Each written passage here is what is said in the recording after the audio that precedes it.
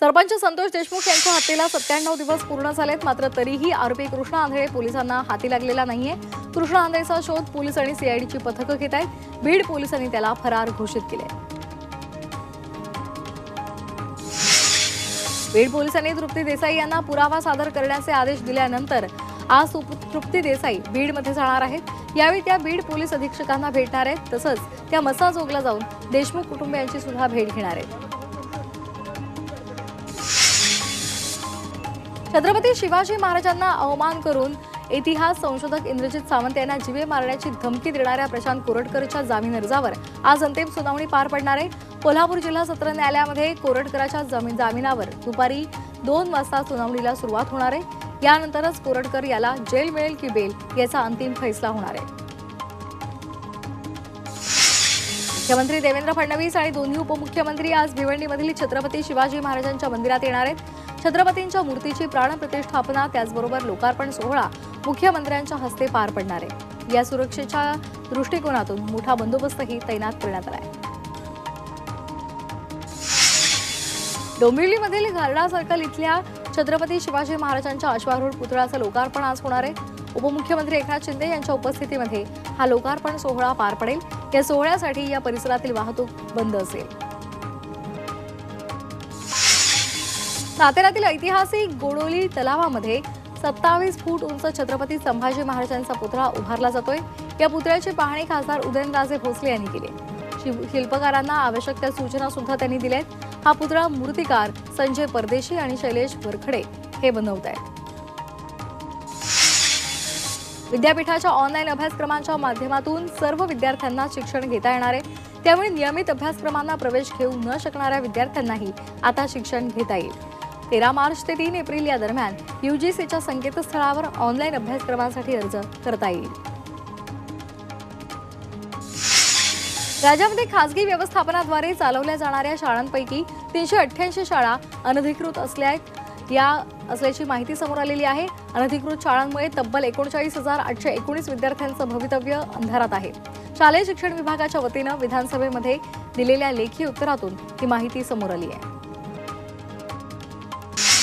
मुंबई विमानतळावर एका आठवड्यामध्ये कस्टम विभागानं 8,47,00,000 रुपयांचं सोनं जप्त केलंय। मुंबई कस्टम्सच्या अधिकाऱ्यांनी 4 वेगवेगळ्या प्रकरणांमध्ये सोनं जप्त केल्याची माहिती कस्टमच्या विभागानं दिलेली आहे। पुढील तपास सुरू आहे। न्यू इंडिया कोऑपरेटिव्ह बँक घोटाळ्यामधील फरार आरोपी उन्नताथन अरुणाचलम उर्फ अरुणनं अखेर आत्मसमर्पण केलंय। अरुणला पळून जाण्यास मदत केल्याच्या आरोपाखाली पोलिसांनी त्याच्या मुलाला अटक केली होती। गेल्या महिन्याभरापासून फरार असलेल्या आरोपीनं आर्थिक गुन्हे शाखेच्या कार्यालयात शरणागती पत्करली आहे। लासलगाव ग्रामपंचायतीनं शहराला प्लास्टिक मुक्त करण्यासाठी मोहीम सुरू केली आहे। त्यानुसार ग्रामपंचायतीनं गावातील विविध दुकानांमधून बंदी असलेलं प्लास्टिक आणि थर्माकोल जप्त केले। तसंच आठवडी बाजारामधील व्यावसायिकांकडून तब्बल 28 किलो प्लास्टिक जप्त केले।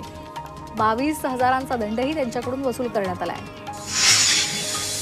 नाशिकमधील सिन्नर परिसरामध्ये स्थानिक गुन्हे शाखेनं मोठी कारवाई केली आहे। पेट्रोल पंप लुटणाऱ्या 5 आरोपींना अटक झाली आहे। या टोळीनं विविध ठिकाणी रात्रीच्या सुमारास धुडगूस घातला होता।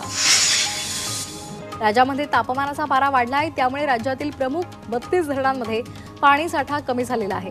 गेल्या 15 दिवसांमध्ये 7% पाणी पातळी कमी झाली आहे। केंद्रीय जल आयोगाच्या आकडेवारीनुसार ही माहिती समोर आली आहे। उन्हाचा पारा आणखी वाढला तर पाणी संकट निर्माण होण्याची शक्यता आहे। कळवा, मुंब्रा, दिवा परिसरामध्ये 1 दिवस पाणी नाही। आज रात्रीपासून उद्या रात्रीपर्यंत पाणी पुरवठा बंद असेल। MIDCच्या जांभूळ जलशुद्धीकरण केंद्रामध्ये दुरुस्तीचं काम आहे आणि त्यामुळे नागरिकांनी पाणी जपून वापरावं असं आवाहन करण्यात आलंय। मुंबईकरांना कडक उन्हापासून थोडासा दिलासा मिळतोय। मुंबई शहर आणि उपनगरांमध्ये पुढच्या 48 तासांपैकी कमाल किंवा किमान तापमान 33°C आणि 22°C असं राहील असा अंदाज हवामान विभागानं वर्तवलाय। त्यामुळे कडक उन्हाच्या झळा कमी झाल्यात। या आठवड्यामध्ये हवामान आल्हाददायक राहील असा अंदाजही वर्तवण्यात आलाय। विदर्भात आणखी 2 दिवस उष्णतेची लाट कायम राहण्याचा अंदाज हवामान विभागानं वर्तवलाय। चंद्रपूर, वर्धा या जिल्ह्याला ऑरेंज अलर्ट तर अकोला, अमरावती, नागपूर या जिल्ह्यांना येलो अलर्ट देण्यात आलाय।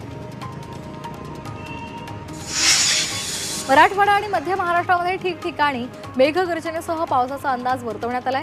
बंगालच्या उपसागरावरून बाष्पयुक्त वारे राज्याच्या दिशेने येण्याची शक्यता आहे। त्यामुळे मराठवाडा आणि मध्य महाराष्ट्रामधील तुरळक ठिकाणी मेघगर्जनेसह हलक्या ते मध्यम स्वरूपाच्या पावसाची शक्यता वर्तवण्यात आली आहे। मुंबईमधील केईएम रुग्णालयामध्ये हेलिकॉप्टरमधून अवयव आता आणले जाणार आहे। आयुष्मान टॉवरवर हेलिपॅड उभारायला मुंबई महापालिकेने मंजुरी दिली आहे। परिसरातील वाहतूक कोंडीमुळे रुग्णालयामध्ये अवयव प्रत्यारोपणासाठी वेळेवर पोहोचत नाहीत। त्यासाठी भविष्यामध्ये रुग्णालयामध्ये हेलिकॉप्टरमधून अवयव आणले जाणार आहेत। राज्यातील 18 जिल्ह्यांमधील प्राथमिक आरोग्य केंद्रांचं सौर ऊर्जीकरण केलं जाणार आहे। मुख्यमंत्री देवेंद्र फडणवीसांनी ही घोषणा केली आहे। अनेक आरोग्य केंद्रांमध्ये काम सुरू असल्याचंही त्यांनी सांगितलंय। राज्यामध्ये दर्जेदार आरोग्य सुविधांची उपलब्धता निर्माण होईल असा विश्वासही त्यांनी व्यक्त केला आहे। इमारत बांधकाम कामगार कल्याणकारी मंडळामध्ये 56 लाखांपेक्षा अधिक कामगारांची नोंदणी झाली आहे। इमारत बांधकाम कामगारांच्या कल्याणासाठी त्यांच्या शैक्षणिक सुविधा आणि आरोग्यासाठी राज्य सरकारनं मंडळ स्थापन केले। या मंडळाकडून कामगारांना विविध 29 योजनांचा लाभ मिळत आहे।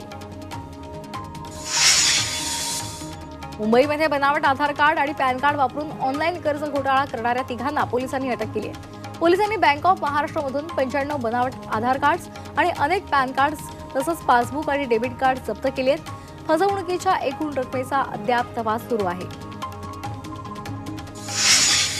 आता फेक पासपोर्ट व्यापरल्यास 7 वर्षांचा तुरुंगवास आणि 10 लाखांचा दंड ठोठावला जाणार आहे। भारतामध्ये प्रवेश करण्यासाठी आणि राहण्यासाठी किंवा बाहेर पडण्यासाठी बनावट पासपोर्ट आणि व्हिसा वापरणाऱ्या व्यक्तींवर आता कारवाई केली जाणार आहे। नवीन इमिग्रेशन विधेयकामध्ये ही तरतूद आहे।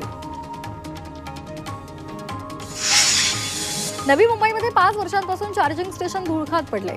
महानगरपालिकेने कोरोनापूर्वी इलेक्ट्रिक स्टेशनची उभारणी केली होती, मात्र ते 4 ते 5 वर्षांमध्ये प्रत्यक्षामध्ये सुरू करता आलेलं नाही। तर यासाठी ठेकेदाराची नियुक्ती करण्याच्या हालचाली त्या महानगरपालिकेने सुरू केल्या आहेत।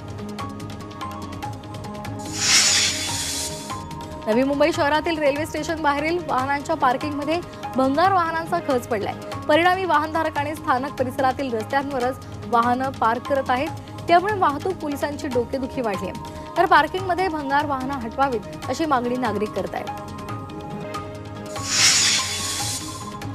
मुंबईतल्या प्रभादेवी पुलाच्या पाडकामाला विलंब होतोय। MMRDA कडून या पुलाच्या जागी नवा दुमजली पूल उभारला जाणार आहे, मात्र पुलाचं पाडकाम करण्यास वाहतूक पोलिसांनी अद्यापही परवानगी न दिल्यामुळे पुलाच्या पाडकामाला विलंब होतोय। मुंबईतील सिमेंट कॉन्क्रीट रस्त्यांचा दर्जा आणि गुणवत्तेचं निरीक्षण करण्यासाठी IIT मुंबई काम करते। यासाठी महानगरपालिका जवळपास 38 कोटींचं शुल्क मोजणार आहे। मुंबई खड्डेमुक्त करण्यासाठी सर्व रस्त्यांचं कॉन्क्रिटीकरण करण्याचा निर्णय पालिकेने घेतलाय। यामध्ये IIT मुंबई आणि महानगरपालिकेमध्ये सामंजस्य करार झालाय। भारतमाला प्रकल्पाअंतर्गत 26,425 किलोमीटर लांबीच्या रस्त्यांचं काम मंजूर करण्यात आले। यापैकी 19,826 किलोमीटरचं बांधकाम पूर्ण झालंय। रस्ते वाहतूक आणि महामार्ग मंत्री नितीन गडकरी यांनी लोकसभेत ही माहिती दिली आहे। राज्यातील सर्व टोल नाक्यांवर 1 एप्रिलपासून प्रत्येक वाहनाला फास्टॅग बंधनकारक असेल। वाहनांकडे जर फास्टॅग नसेल तर वाहनधारकांना टोलचे दुप्पट पैसे भरावे लागणार आहेत। वाहनांना फास्टॅग लावण्याच्या सक्तीला आव्हान देणारी याचिका हायकोर्टानं फेटाळल्यानंतर MMRDA कडून कार्यवाहीला वेग आलाय। घरगुती शौचालय बांधण्यासाठी 16,000चं अनुदान मिळणार आहे। यामध्ये मुंबई महापालिका 11,000 रुपये तर केंद्र आणि राज्य सरकार 5,000 रुपयांचं अनुदान देणार आहे। केंद्र सरकारकडून देशातील सर्व शहरांमध्ये ऑक्टोबर 2014 पासून स्वच्छ भारत अभियान 1.0 राबवलं जाते। राज्य सरकारकडून गेल्या वर्षी नालेसफाई कर्मचाऱ्यांसंदर्भात मार्गदर्शक सूचना जारी केल्या, तरी सुद्धा महापालिकेनं धोरण जाहीर केलेलं नाही। त्यामुळे कंत्राटदारांची हलगर्जी आणि अपुऱ्या सुविधांमुळे सफाई कामगारांना आपला जीव गमवावा लागत असल्याची टीका सफाई कामगार संघटनांनी केली आहे।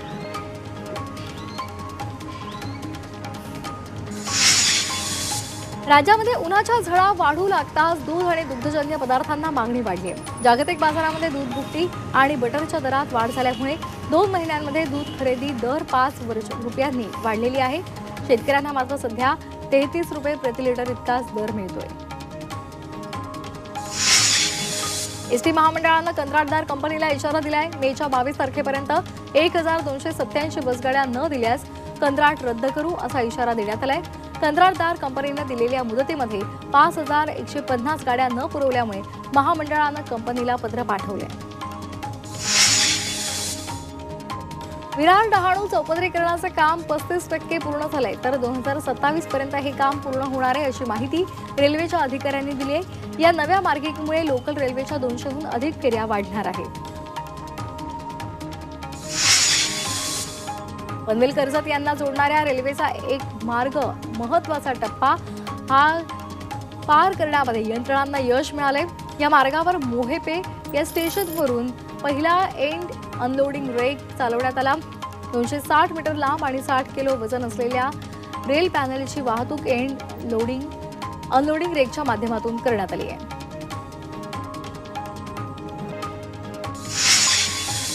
मुंबईतील मेट्रो प्रकल्पांना आता यूके सरकारच्या वाहतूक खात्याअंतर्गत येणाऱ्या क्रॉसरेल इंटरनॅशनलचं बळ मिळाले। मेट्रो प्रकल्पातील कार्यप्रणाली, देखभाल आणि सुरक्षा यासह इतर सेवा आणि त्यासाठी मदतीचा हात देण्यासाठी हा सामंजस्य करार झालेला आहे। त्यामुळे आता क्रॉसरेल आणि MMRDAनं कामाला सुरुवात केली आहे।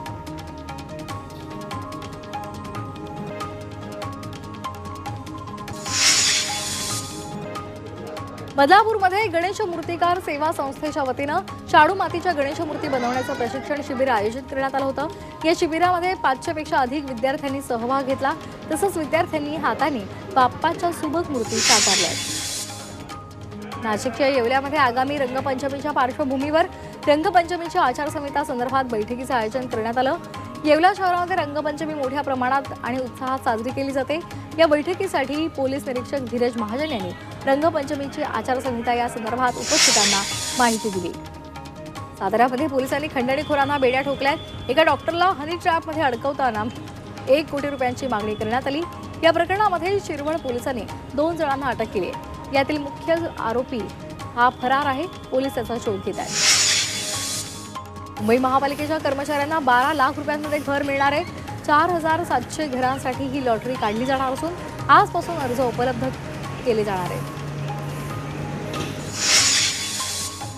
मुंबई पोलिसांनी 10 वर्षांमध्ये जप्त केलेली तब्बल 2000पेक्षा अधिक शस्त्र अलीकडेच नष्ट करण्यात आली आहे। लाखोंची शस्त्र 30 रुपये किलोनं भंगारामध्ये विकण्यात आली असून पिस्तूल, रिव्हॉल्व्हर, रायफल यांच्यापासून लाकूड आणि प्लास्टिक वेगळं करून उरलेलं पोलाद, लोखंडाच्या सुमारे 1900 किलो भंगारामधून पोलिसांना अवघे 58,000 रुपये मिळाले।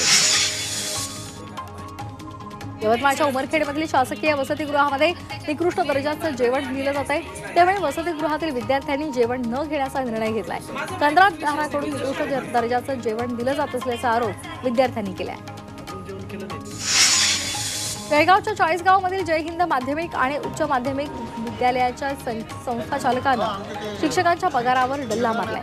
गेल्या 2020 ते 2022 या वर्षांपासून सुरू असलेल्या प्रकारानंतर राजकीय पक्षाचा पदाधिकारी असलेल्या या संस्थाचालकाला अखेर पोलिसांनी अटक केली आहे। साताऱ्याच्या सज्जनगड पायरी मार्गावर वृक्षारोपण सुरू असतानाच वणव्यामुळे तो धुमसून जंगलामध्ये मोठा भाग हा जळून गेलेला आहे। दुर्ग संवर्धकांनी वृक्षारोपणाचं नियोजन केलं होतं, मात्र वणव्याचा भडका उडाला आणि हे लक्षात येताच दुर्ग संवर्धकांनी वन विभागाच्या कर्मचाऱ्यांनी जीव धोक्यात घालून वणवा आटोक्यात आणलाय। धुळ्यामध्ये जनावरांसाठी चाऱ्याचं प्रमाण कमी असल्यामुळे चाऱ्याच्या किमतीमध्ये वाढ झाली आहे आणि त्यामुळे जिल्ह्याच्या बाहेरून जास्त किमतीमधून शेतकऱ्यांना चारा आणावा लागतोय। या जनावरांसाठी पुरेसा चारा नसल्यामुळे गायी आणि म्हशींच्या दुधावर परिणाम सुद्धा होतोय। तसंच त्यासाठी शासनानं चाऱ्याची व्यवस्था करावी, शेतकऱ्यांना आर्थिक मदत द्यावी अशी मागणी शेतकरी करत आहेत। नाशिकच्या येवला तालुक्यातील पारेगावच्या ठिकाणी अल्पभूधारक शेतकरी असलेले अब्रार सय्यद या शेतकऱ्यांना दुष्काळ सदृश परिस्थितीमध्ये खरबुजाची बाग फुलवली आहे। त्यांनी 1 एकरामध्ये शेततळ्यामधील पाण्याचं नियोजन केलं आणि खरबुजाची शेती केलेली आहे। सध्या रमजान महिना सुरू आहे आणि त्यामुळे खरबुजाला मोठ्या प्रमाणात मागणी आहे। वाशिममध्ये हळद काढणीला सुरुवात झालेली आहे, मात्र कृषी उत्पन्न बाजार समितीमध्ये शेतकऱ्यांची नवी हळद आणताच हळदीच्या दरामध्ये घसरण झाल्याचं पाहायला मिळते। बाजार समितीमध्ये कांडी हळदीला 8,700 ते 10,325 रुपये प्रति क्विंटल इतका दर मिळालाय, तर गट्टू हळदीला केवळ 7,500 ते 9,500 रुपये प्रति क्विंटल इतका भाव मिळालाय। हळदीचे दर घसरल्यामुळे शेतकरी मात्र चिंताग्रस्त झालाय। सांगलीच्या कासेगावमध्ये जयंत केसरी बैलगाडा स्पर्धेचं आयोजन करण्यात आलं होतं। महाराष्ट्र आणि कर्नाटक राज्यातून सुमारे 200हून अधिक बैलगाडा चालक यामध्ये सहभागी झाले होते। राष्ट्रवादी काँग्रेस पक्षचे प्रदेशाध्यक्ष जयंत पाटील यांच्या वाढदिवसाच्या निमित्तानं या शक्ती शर्यतीचं आयोजन करण्यात आलं।